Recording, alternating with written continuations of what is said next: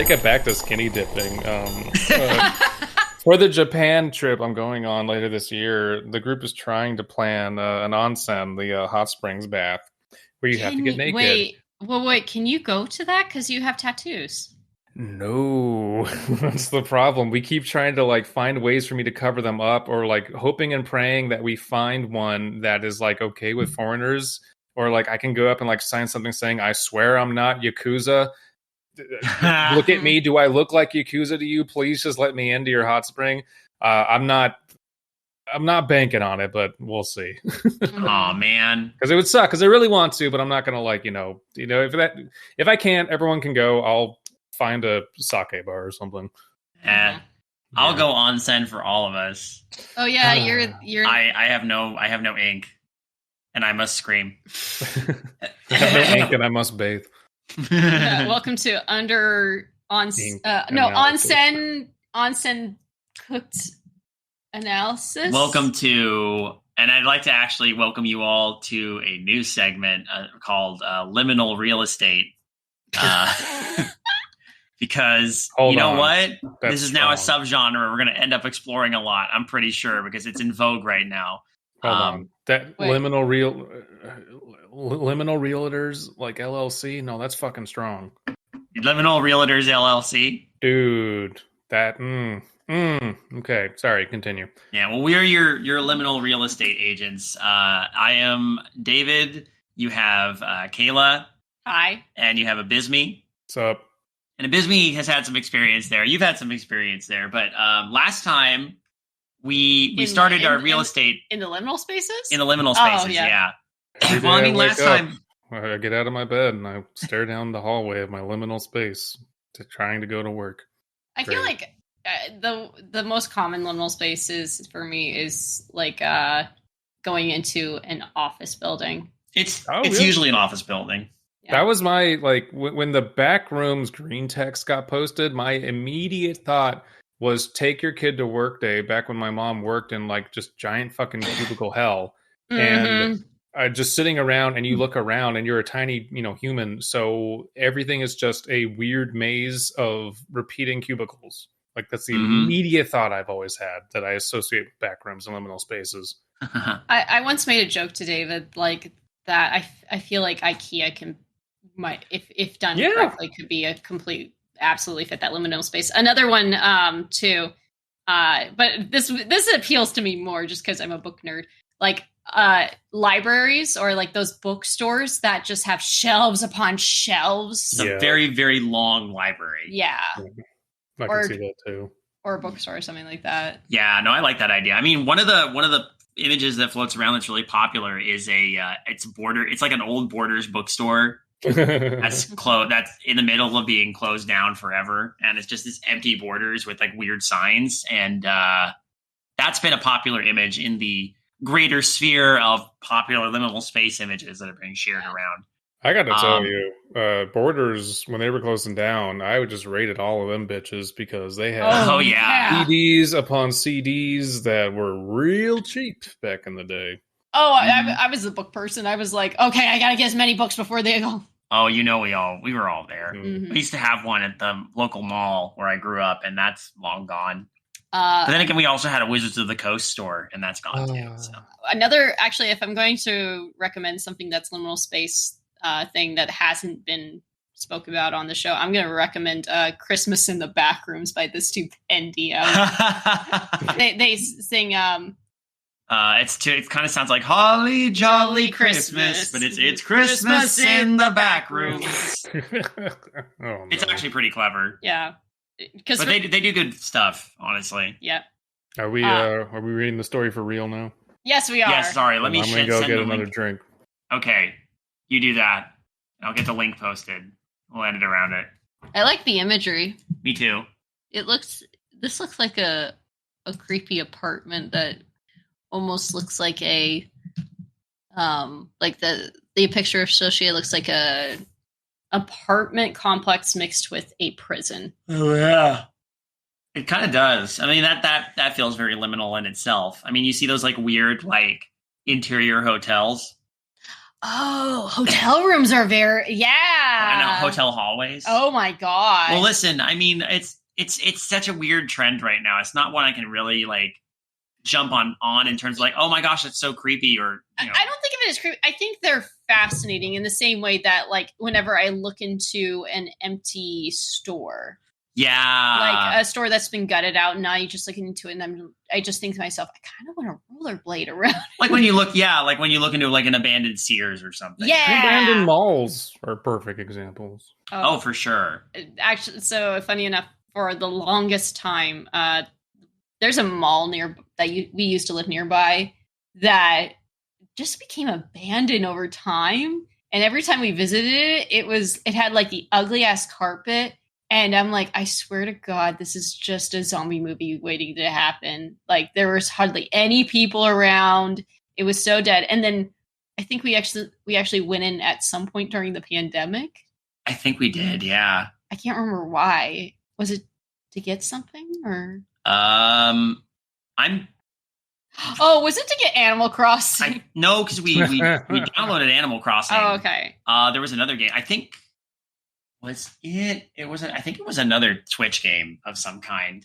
So, you know what it might have been? What? Weirdly enough, unless I'm missing my guess, was it Link's? Is it Link's Awakening? It was Link's Awakening. The remake of Link's Awakening. Yeah, I think we were getting that. But yeah, we went in and it was just so dead. And there was that point where we were just like, do you think we'll be okay in there? I'm like, it was dead before. Have I told you about the murder theater that I go to that's probably closing down?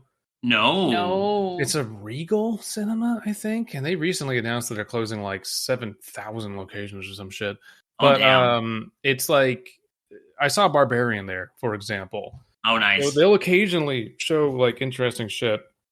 But everything I watch there is on the second floor at the furthest back corner, because it's not in, some, blockbuster big movie. So it's just where they shove all the smaller stuff.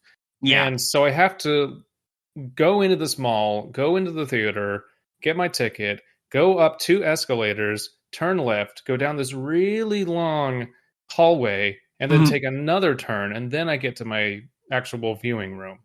And it's got this straight out of the 90s arcade carpet. It smells awful. But and there's when you're in the lobby, there's sound because you still have the doors open to the rest of the mall and there's music playing. But once you turn that corner, all the sound just goes away. So all you have is the fucking lights, the sound from the lights, and nothing else. And every time I walk down that hallway, I'm like, I could get killed here and no one would know. No one would hear me.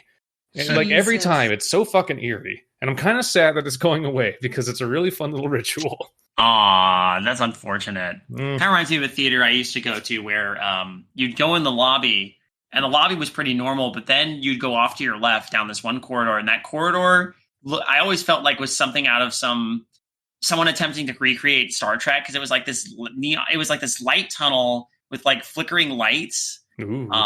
But they were not string lights, but they were almost like bands of LED lights in different colors. Yeah. Just almost like a rainbow corridor. It was really neat and very, very dated. And I loved it. I do miss when buildings, especially ones in the hospitality industry, and not all of them, of course, but a lot of them lack any sort of imagination or flair. Everything has to be very utilitarian and boring. And done at, because they don't want to risk dating themselves.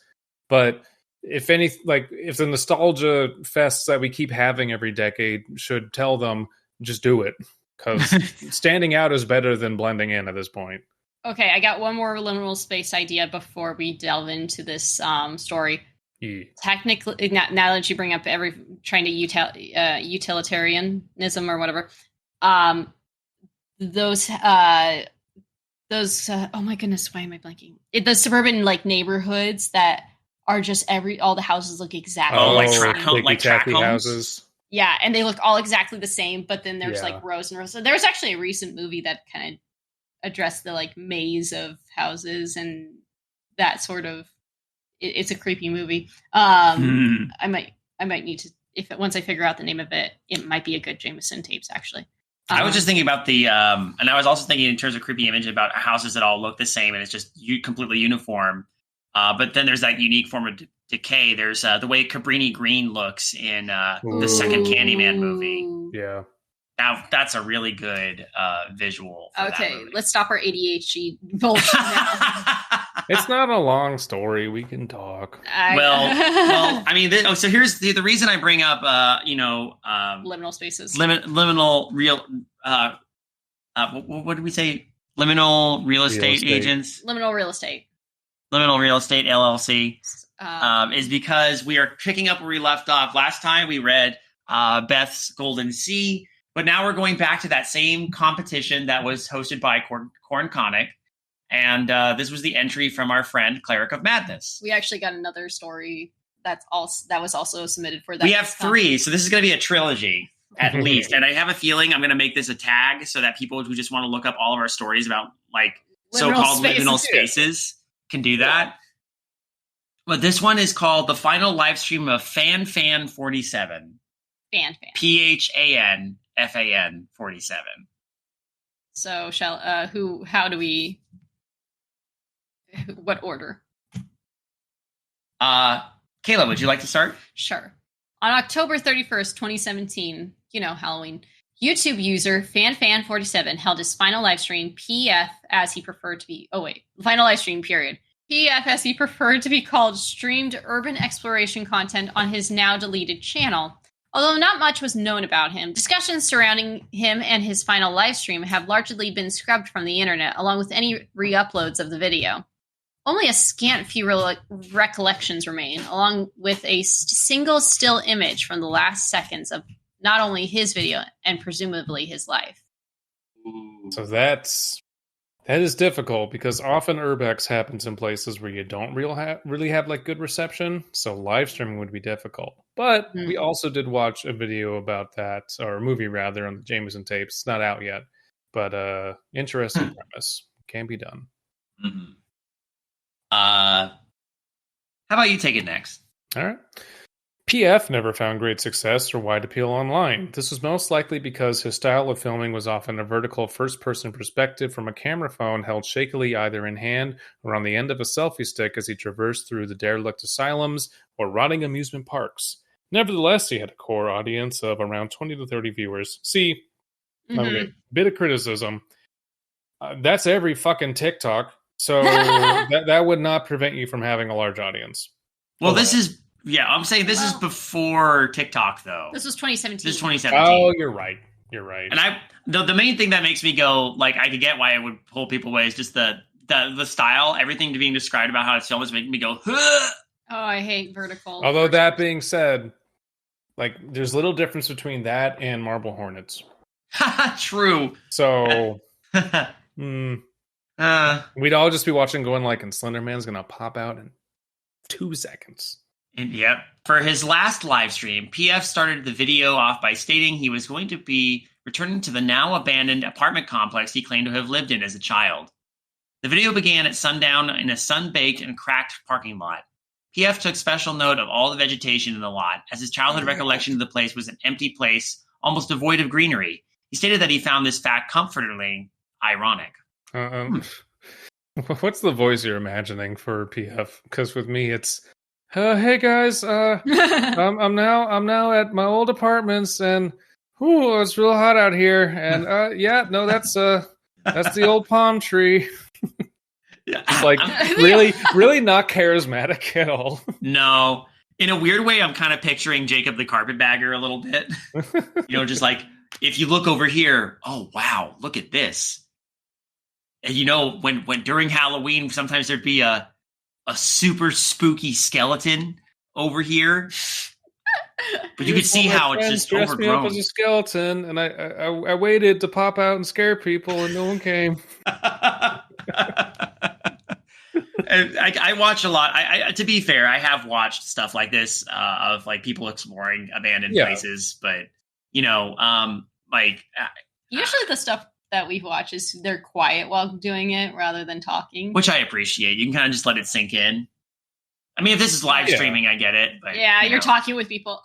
Oh, what's that you said? Oh, where am I? Oh, yeah, I'm at my old apartment complex. Lakers fan47, thanks for the 20 months and the Twitch Prime. Yeah. You guys are great. Like and subscribe. I cannot imagine live streaming and doing Herbex. That would be the worst balancing act. Like, you already got to be like careful to like not like step on broken glass or some shit, but then you also have to like entertain your audience. Oh my god. Not to mention the risk of like losing your signal depending on where you go. Oh yeah, no, like it would not work. Is it? Is that my turn? In that parking lot, viewers got one of the only clues to the potential location of PF. He stated that he hated the desert and how barren the landscape seemed to him as a child. PF then mentioned the apartment complex, shown to be a large multi-story building with appealing beige paint, with extremely low-rent housing for the time. Oh, Arizona? Yeah. Yeah. I'm going to Arizona, New Mexico. I mean, it's funny. Speaking of YouTube, I stumbled across a video. I didn't click on it, but it was like, why do so many people choose to retire to Arizona and not New Mexico? Because Arizona's cheaper, but it's way shittier. Sorry if anybody out there is from Arizona. Here's the funny part. Tucson is cool. Tucson. You're exempt, Tucson. Both my sets of grandparents actually moved to Arizona. I know the reason why my grandpa did, because he had knee problems, and being in because my family's from Washington, being in Washington, the humidity was killing his knees. Yeah. So they go to the driest hell on earth, which is Arizona. And it helped his knees stopped hurting because it was dry heat, not humid heat. Oh, you know what? Like, Flagstaff is also really cool because it snows there. And I went skiing there. Yeah. Oh, like that's what sucks. Arizona, before it became a conservative hellhole, like, there's cool shit to do in Arizona. It just has a very unfortunate association. Yeah, I lived in Arizona for 3 months, and boy, howdy, I hated it. Oh, it can get fucking hot. Like, yeah. Oh, it was 120 fucking degrees. I mean, I'm definitely not moving there now, but like I have not an uncle in Arizona, in Tucson, and like I would visit them when my sister and I were kids, like all the time, and we always had a blast there. There's cool shit to do. It's just, yeah. I haven't been to Arizona. I haven't been to Arizona since I was a kid. I think the last time I seriously went through there was on a trip when I was in single digits, and we saw the Grand Canyon, and that was fun. But otherwise, I don't think the last time I think I even potentially ventured to quote unquote Arizona was when we were in Laughlin, and we just kind of jumped over the state line for like 2 seconds, you know? Yeah. No, that's it. But yeah, and actually, I want to plug the Dregs here real quick. If you want to get context, now there's context if you go back and listen to Dregs as to why Kaela went skinny dipping at 2 a.m. That was there, right? It was in Arizona, yeah. Okay, fair enough. Yeah, that'll do it. I never want to live there ever again. Understandable. I think it's my turn. See you again. Some of the few viewers in chat began asking him why he was coming to such a location so close to sunset. He only responded with a laugh. Then he wondered if something he had left behind when he moved, a Tomagatchi, was still there. Hey guys, you're looking for my Tomagatchi. I think the batteries are still good. I really got to get it. Oh, I'm gonna have to pick up so much Tomagatchi shit. Oh hell. Stating it was tucked into an overhang in his old bedroom, he moved toward the looming structure. That is not a rational thought. No. It feels like an excuse. It feels like an excuse. Doesn't matter. I don't know. I don't care how fucking old you are. That is not a rational excuse. Yeah. Oh my gosh. You know what I realize? I think I get it now. You're channeling you're channeling Alan Resnick a little bit here with the voice on. Less Resnick and more this. Back when I used to watch Grand Theft Auto RP, there's a dude named Delver who his character is also does like shoots videos in game on like a phone, makes it look like his phone footage, and just like says ridiculous fucking shit. Like GTRP is kind of dead to me just because it's kind of boring now. But yeah. His character is so weird and unhinged because and it would take me. We don't have time for this, but basically that's who I'm channeling. It's just, oh hey guys, I'm here in a liminal space. It's pretty great. Remember to boil your water. It's just like a weird shit like that. I'm kind of channeling Delver. That's pretty okay. That's fun. I like that. Okay, so your turn. I think it's me. Yeah. On the walkover, he took a short time to hold an impromptu question and answer segment, something he would do throughout the live stream. The first question was where he was, to which he made a comment about going home. Eventually, he answers a question about his username and why he had chosen it. It's for my grandson, Francis. Wait, grandson? What? Wait, is this an older guy? This is like... Hold up. Wait, no. What? Is this some fucking like octogenarian trying to do urbex? No wonder this is his last one. Is this an old man who had a Tomagatchi? What the... Wait, no, hold on. Back up. Hold on, let me think for a sec. A Tomagatchi... It's someplace he used to live. Okay, Tamagotchis were popular like what? Mid-90s? Early aughts. Yeah. So, I mean... You could be just like a 40-year-old who got into Tamagotchi, and now you're an 80-year-old. Like, that is possible. Is it... Well, hold on. No, it's childhood recollection of the place. Wait. Hold on. Let me figure out, when did Tamagotchis come into play? Like, when did they become popular? I'm assuming this would probably be in America. Okay, it came into the United States in 97. Yeah. So, that feels weird then. So hold on. But think about it. And this is 2017. Here's the weird thought, because if he's in bumfuck nowhere, how young did he have his children? That would basically imply that us at our age would be grandparents. But it's someone who got into Tamagotchis when they were in their 40s. Is that possible? Yes. Well, is it probable? He talks about this being his childhood home. But here's the thing. Let's say he was... This apartment. Okay. Is it his grandson's Tamagotchi? No, because that wouldn't make sense. So let's say it's 82. It's 82. Or he was like 15 years old. Or no, it's childhood. No. Yeah. What's the oldest you could be for childhood? Like 13 max? Okay. To 13. like be into Tamagotchi? Yeah, 13 so, max. I'm going to say 1997 minus 13. I think we might be overthinking this, but it feels weird. I don't think we're overthinking it. I think we're trying to discover. It's 20, but this is 27. This is 1917. So if he's 30, okay, he's 33. Let's say he's 33 right now. Mm-hmm. I'll be gracious and say 35. Fuck it, 35 years old.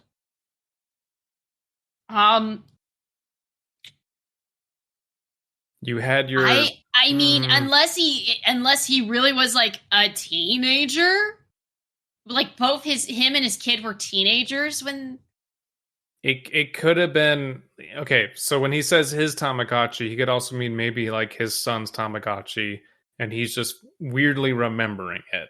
We don't know. We're not through the whole story, but yeah, at that line, it seems very out of place. Yeah, Cleric, this is throwing me off. Okay, let me just read it again. Cleric, are you 85? Are you in a Tamagotchi? Yes and yes. I think it's true for both. Now I gotta change the voice. Ooh, my Tamagotchi. He's for my grandson Francis, who at the time could only say his name is Fans, and the nickname stuck. He is remembered as saying, my Tamagotchi's name is Andy. Andy Gotchi. Man, oh my god, fucking stupid. What else did you expect? Ooh. The answer would cut short the segment as PF had reached the lobby doors. Upon entering, he showed the viewers the small reception area and the multiple stories of identical doors, all lit in an eerie, almost green light. I'll read the next. Sure. Yeah, go ahead. 3rd floor. Yes. And then he died. As he pointed to the stairs.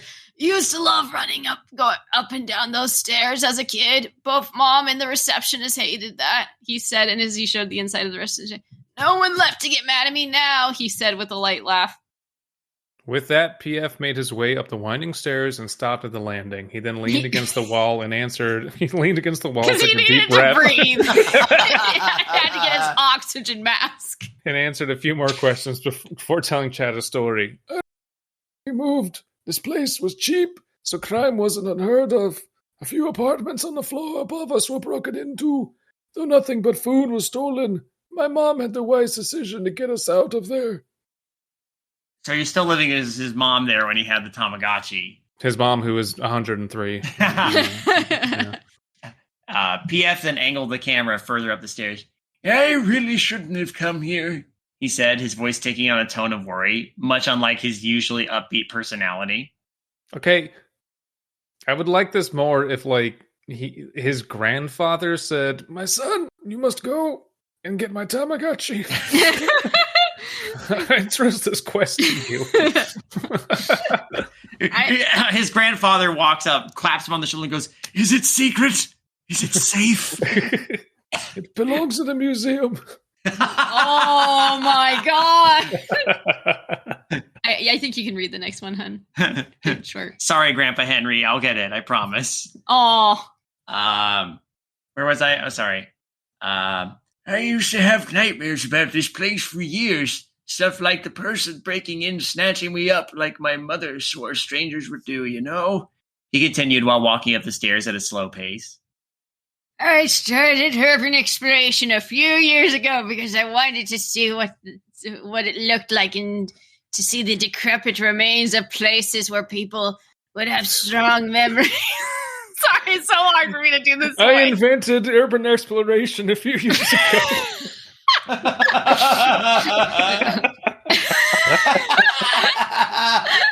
This isn't a live stream. This is just a recording from the 1930s that's being Dude, okay, no, if some like 85-year-old like filmed this shit on their phone, like someone like it was like found footage, this would be the most fascinating thing. Oh my Seriously. God. Like, because of this one thing, the entire tone of the story has changed for me. Dude, grandson has completely derailed this story. I have to wonder if that's a typo. Because it doesn't make any sense. It has to be. Maybe he meant godson? You could have a godson. You could have a godson. Cleric, fucking put in the comments. Explain yourself. Cleric, help us. For the love of God, Cleric. Maybe, for the love of Godson, Cleric. Watch, we'll read more and then it'll make all sense. Who knows? Had strong memories. And imagine what it must have felt like for one of them to come back and see the current state of those places. I don't know what voice I'm doing right now. However, this just feels wrong. I mean, I'm that person now. I remember people always being somewhere in this place where it's empty and the air is stagnant instead of anywhere near as cold as they used to keep it. Makes my skin crawl. Oh, you're in there. It could be just my arthritis, though. Cold air. Yeah. Cold, thin air. When he got to the third floor, he scanned the area. The doors were all closed except one on the opposite side of the rectangular hallway. PF audibly gasped, "Oh, no way!" He said quietly, and chat seemed to be asking him what was wrong. "That one," he said, pointing. "That one was where we used to live, guys. Also, thank you, Lollipolly42, for the 13 months. From here, accounts vary. The only thing anyone could agree on was that shortly afterward, PF began walking toward the open door and stopped. Some people claiming to have seen the video say that there was what looked like motion coming from inside the apartment. They are in the minority, however, as most people will comment on how PF said something about how the furniture had not changed since he left. Wait, they left in an apartment? Yeah, that's kind of weird, too. Oh, this is like a supernatural thing. Okay, I have two things to say. First and foremost, this would be, I think, more engaging if it was a transcript of a live stream. So you have like the chat logs and also editorial like bracketed text saying, and then this happened, to provide context. I think that would be more interesting. I think so. This is a story. Now, I'll give it benefit of the doubt because it is a story contest entry, so there might be I don't know all the rules that had to go into this or how long it had to be. True. But I do agree. I think it would be more like this sort of thing would have been more interesting if it was like a chat log or something of that nature. Yeah. I'm going to get you guys a better look, PF said. That would end up being the last known words spoken by PF before what looked like a hand grabbed the camera from the side and the stream ended immediately. Oh. That the following be... Sorry, go ahead. I'm going to... Oh, wait, there's more. Oh, wait, there's more after this. Okay. So, like, that would be more creepy if we hadn't had the indication that, like, the room he's about to go in was the same. Like, the problem with the back rooms, dude. Like, the supernatural aspect of it is so uninteresting to me. Agreed. Urbexing into an abandoned building and someone else being there that you're not aware of is perfectly creepy on its own. Agreed. Like, getting assaulted when you're alone is scary. That could still be this other stuff. I mean, that could still be what's happening. That actually seems what it's happening. He got jumped by a squatter. But like the buildup is like, oh, there's something interesting about the room. The furniture is the same. Nothing's changed. And maybe I'm reading too much into it, but like it almost feels like a distraction. A little bit. The following is the only surviving image from the live stream that anyone was willing to share. And like I said before, this looks like an apartment complex mixed with a prison. So also looks way too clean for an abandoned building. Well, you can see the doorway on the right he's referring to that has some furniture in it. Oh wait, is that like a thumb on the lens? That's black smudge on the bottom right. Mm-hmm. Yeah. Okay, is that like the moment someone is that what like I know the thing is what we know about this context is context. The context of this contest is that they were supposed to write stories prompted by images. Yeah. And I guess this was the image Cleric was given. So this is what Cleric is working with. But, I totally respect that. And that's, that's a challenge in and of itself. I like the story more than I think whatever is being built around or the potential of the story than what is being built around this image. Yeah. Because this doesn't look like low income housing to me. No, it doesn't. This is way too clean and sleek. I mean, I'll give it this at least. Like, sometimes you wander into an abandoned place and the lights are still on, like just the outdoor lights like this. That's kind of eerie. Like, I could give it that. Like, I was having a hard time picturing what the lighting was like in there anyway. So, I mean, from the way the story was describing it, I was imagining like 2 stories max, like not a big place like this. I mean, I've been to some crappy apartment complexes that actually had like 3 or 4 stories, though. Oh, yeah. Sure, but just like from the image I had in my head was not this. Yeah. And is this facing an interior courtyard, or is this like a apartment complex? Interior. Okay, yeah. So that I could see why it falls into liminal space category. Because if it's interior, then it's like, why is this here like this? That's weird. But the thing is, too. Well, then again. I haven't been. This image doesn't look like it goes on forever, though. But also, this doesn't feel like. I can give it that. I mean, I've been to places like usually in like desert communities, or even like or like in California, for example. This would totally be an outdoors location. Yeah, and this feels very indoors. Yeah. Yeah. I mean, would they build it indoors like this because it's in a desert? I've seen. Yes and no, but I can see the ground floor at the bottom. Yeah. Uh-huh. Like, so the whole, like, as a liminal space, this doesn't really work because I can see the end. And that's not very good. And that's not Cleric's fault. That's the, the contest runner's fault selecting this image, which is like, sorry, this doesn't look like liminal to me. Yeah, agreed.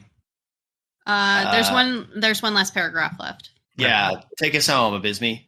Most people found online that discuss this live stream and its mysterious conclusion will most likely caution you about it because, as mentioned, posts and videos seem to get removed within weeks or even days. Apparently, toward the end of the live stream, PF mentioned the name of the apartment complex. The leading theories are that either the current owners have either experienced a rash of vandalism or that they have taken these posts down to avoid having a controversy surrounding a property they were in the process of selling.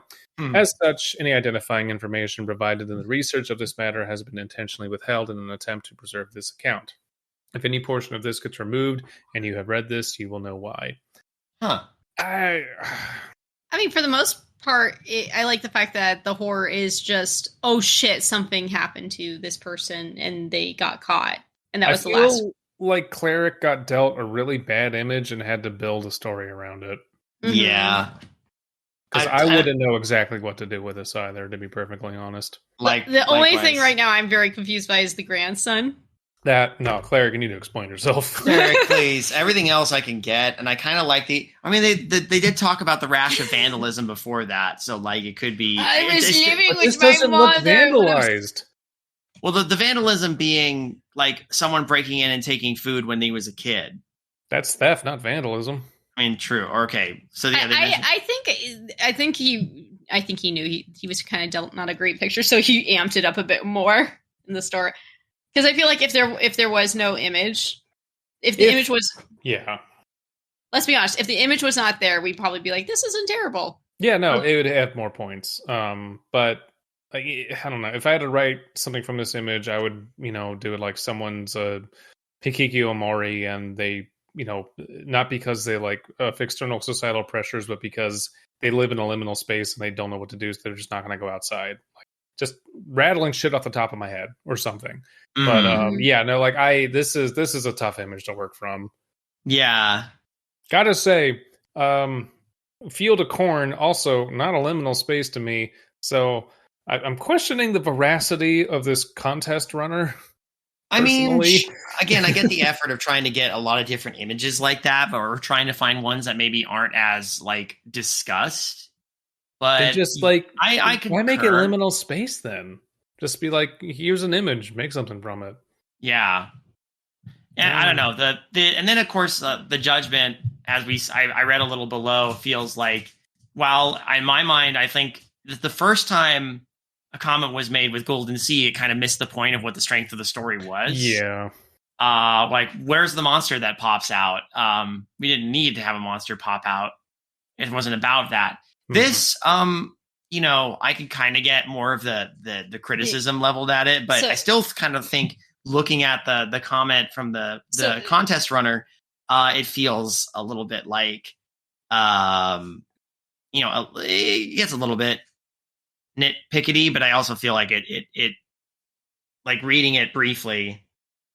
You're also supposed to nitpick when you're judging contests, which is true. Yeah, that's not me leveling judgment. I just think that in the case of the previous story, I felt like the mark was missed, or maybe it wasn't what the contest runner was looking for this kind of story, and that's a bias, of course, and that's fair, because if you're judging it, you're judging it based on certain criteria. I frankly love that story and think it's an amazing dive into an emotional horror. Same. And that got us you and me and Alan talking about existential dread for like 30 minutes. But in this case, I don't know.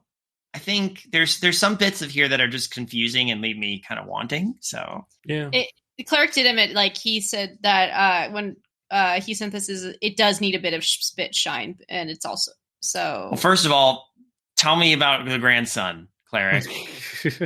Tell me what's going on here, please. Is this just an old man who liked Tomagatchi, or is this? If so, you need to rewrite this story about an old man liking Tomagatchi. That's great.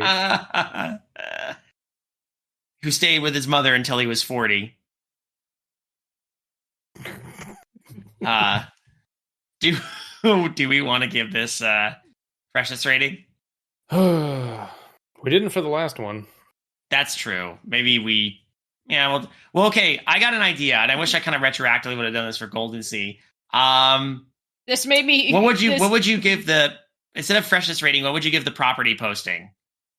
I would say this is a good first starter apartment with very well-lit hallways. And in an affordable part of town. With plenty of room for the children to grow. Run around. Sorry, the grandchildren. Oh, yes, the grandchildren. Great place to hide your Tamagotchi. A rare oasis in the desert, low income housing with fresh set of greenery out front. And very green inside as well. I don't know, that image looks really green to me. It does. It has a greenish tint to it. You're right. Yeah. You know what? This is the place you go into in a Fallout game and your Geiger counter starts going off. Might be highly radioactive. Yeah, that's it. Okay, I figured it out. phanfan47 is a ghoul. Yes! There we go. We solved it.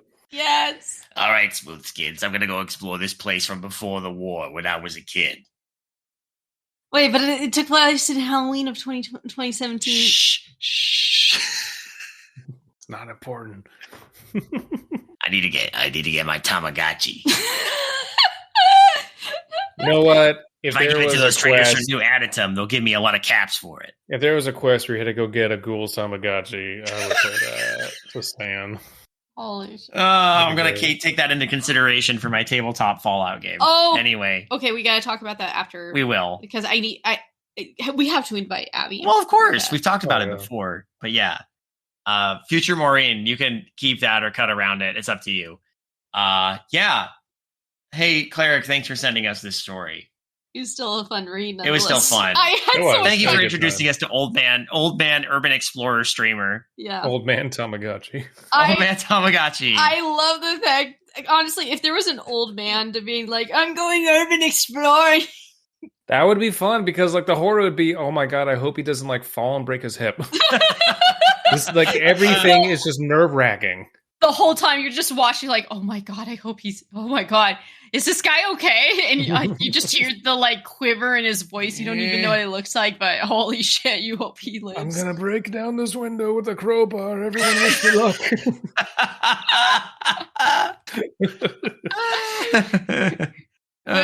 It's okay. I took my medication before any of this started. He's breaking it with his cane. Oh, I used the wrong end. He turns the tennis ball end around. It's just and as he's going through, you just hear rolls up in his fucking golf cart. Yeah. Oh, it's just Carl. Guys, it's just Carl from Up. Carl Fredrickson. No, Carl Fredrickson has like more of his wits about him. Old Man Tomagatchi does not know where the fuck he is. That's fair. No, Carl Fredrickson was able to fly his fucking house to another continent. So. I remember when I used to visit this building back in the Great Depression. Remember when they invented Tomagatchi in the Great Depression? If it was someone with senility, then yeah, like this would make a little bit more sense. But that grandson line, just I don't understand. Yeah, I'm sorry. This feels like such a small thing, but for me, it just totally changed everything. Yeah, so like that's the danger with short stories, man. Every word counts. You really have to be careful. And this is a very short story. Yeah. Not short story 1 level of short story, but you know. Everyone look out for the new short story 1. No, I'm a man looking for my Tomagatchi. My Tomagatchi haunts me every night. Feed me, or I poop more, and then I die. Watch, the Tomagatchi lives, no matter even after the battery dies. That is a horror movie. That'd be cool. Where's that nostalgia bait? Yeah, where's my Tomagatchi horror movie? Hashtag make it, you cowards. Hey, thanks for listening. If you enjoyed this show, please give us some feedback. We always appreciate feedback. If you're listening to this in podcast form, a rating and review is always good. If you are listening to this in YouTube form, a like and a comment is always appreciated. And also, please subscribe. Anyway, donate because to we here in Creative Horror. Donate to our Patreon. Oh yeah. Hey, guess what, everybody? At the end of the year, or toward the end of the year, the Midnight Marinara Patreon, patreon.com/Midnight Marinara, is getting a bit of a facelift and is becoming the general creative horror Patreon. So expect a lot more content from us, based on the other podcasts you might like. Podcasts such as the Jameson Tapes and Darkly Lit And we're looking for suggestions about what you all might be looking for, and we've gotten a few good ones so far. So we're hoping to expand and keep that going. So you'll have no end of stuff, including the dregs from this episode. And like I mentioned with a few of those shows, check out the other podcasts on the Creative Horror Network. They're great. We love them. Some of us are on them. All of us are on most of them. Frequently. Frequent guests, frequent hosts. Is there anything I'm missing in terms of the usual plugs? Oh, and if you'd like to submit a story for us to read, midnightmarinara@gmail.com is the place to do it. You can also send it to me through Twitter @ScarySauce, or through our Discord if you are a patron, or through Patreon itself. We will have more options, ways to do it. We try to keep those open, and I do check them out. If you're a patron, we try to bump your story suggestion higher up on the list to get it there. I firmly expect 10 stories about senile urban exploration explorers. I better see those in the inbox. Get them out there, fam. That's that's the next writing challenge. Why not? That's the informal one we're not going to do a whole thing about, but do it anyway. No. Yeah. Old person urban explorer. Yeah, do it. Could be a cool old man, could be a cool old lady, could be a cool old non-binary person. Doesn't matter to me. They just need to not know where the fuck they are. Good evening, intrepid listeners. This is the Pasta Shade, the host of Midnight Marinara, and this podcast is part of CreativeHorror.com, a network of podcasts and creators working together to build a constructive community of horror fans. For more content like this, visit us at CreativeHorror.com.